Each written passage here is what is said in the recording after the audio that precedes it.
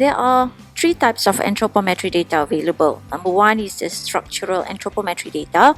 The second one is a functional anthropometry data. And the third one is the Newtonian anthropometry data. Okay, the structural anthropometry data is body measurement taken in a static position. For example, the width of our palm or our height, it is measured from one point to another point. The length of the arm, and so on. So if you need to design the space within a car, then you need to collect the structural anthropometry data.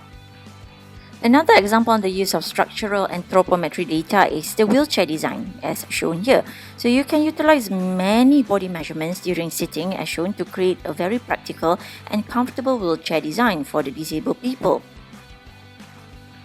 Here is another example on the use of structural anthropometry data to define the overhead reach in the cabin of a flight. Even the measurement of your hand and your palm can be utilized in the design of the garden pruning scissor, as shown. The second type of anthropometry data is the functional anthropometry data. It is measured to describe the maximum movement a body part can reach with respect to a fixed reference point. For example, if I want to reach the kuih raya at that table without standing, so I will try to move the furthest that I can, and that movement range is my functional anthropometry data. So we call the zone where we can reach as the workspace envelope. So the functional anthropometry data is used to optimize the layout of controls in panel design, such as the aircraft cockpit and so on. The workspace envelope comprises of the allowable zone and the preferred zone. The allowable zone, or the one that labeled in A, indicate the area that your body part can reach, even if some stretching is needed. The preferred zone, or the one which is labeled P, is the comfortable and recommended zone where the body part can reach without straining too much on the body joints. So if you look into this workstation, all tools and equipments or spare parts are recommended to be positioned within the preferred zone to enhance comfortable experience among the operator during working.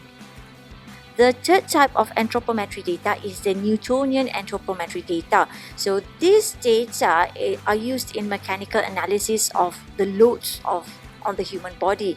For example, the lifting technique. If we lift parts with higher mass, then our posture would be different than lifting something lighter. So another example is the pinching strength. Okay, pinching strength is also another anthropometry measurement.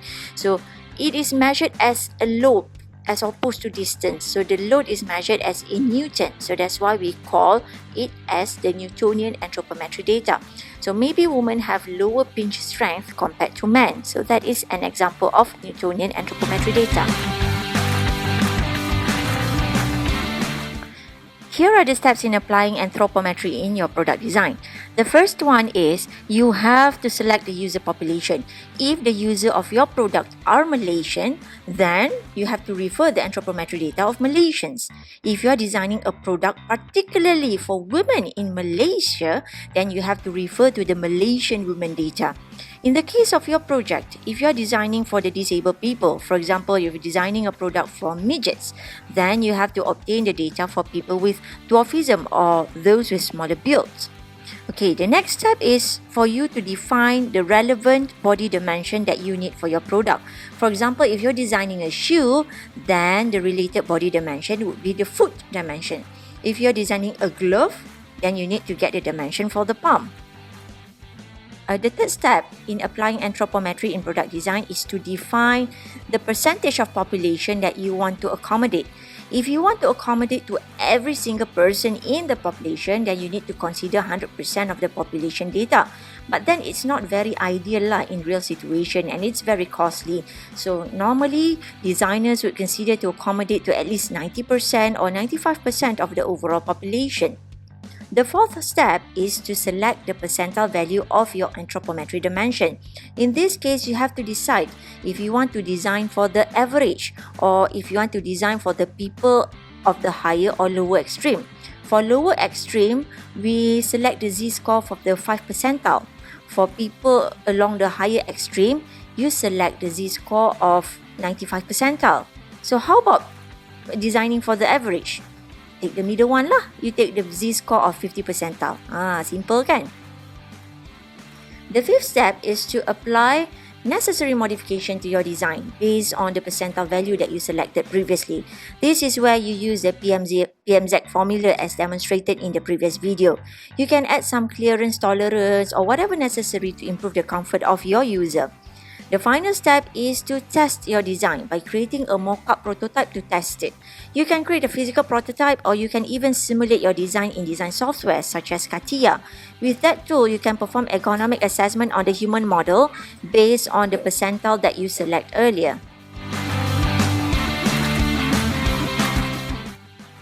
Here are some guidelines that you can refer to when designing something at the workplace. The first one is when there are design features involving clearance. You can consider the anthropometry data for the largest user. In the normal distribution curve, the largest user would be somewhere here. An example of design with clearance is like a door. You have to make sure the clearance of the door can be accessed by all people. So if we consider the user with the bigger size, then our door can be accessed by the smaller people as well as the bigger one. So everybody will be happy because they can pass through the door. The second one is when involving reaching something. In this case, you can consider the anthropometry data of the smallest user instead. In the normal distribution curve, the smallest user will be somewhere here.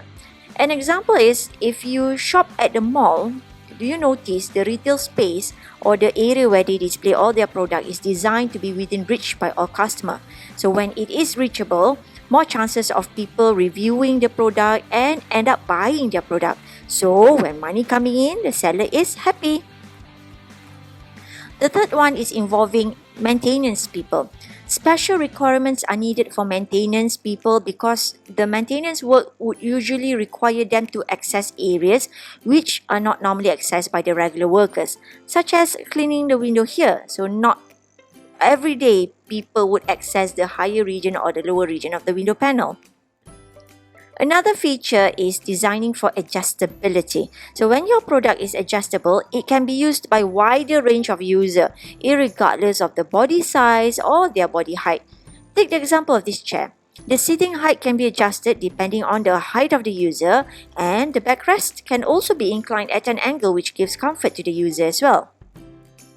Another design feature is to consider the visibility and the line of sight. This is very important, especially involving user safety. One clear example is the driving cabin design. Designers have to make sure the dashboard panel does not obstruct the visibility of the driver. If the visibility is blocked by any driving components, such as the dashboard, what do you think would happen? Accident lah! Very dangerous one, since you cannot clearly see the road ahead of you. Finally, when designing, you can consider the component placement or control buttons to be within the preferred zone. So when it is placed within the preferred zone, users can use your product without straining their muscles too much.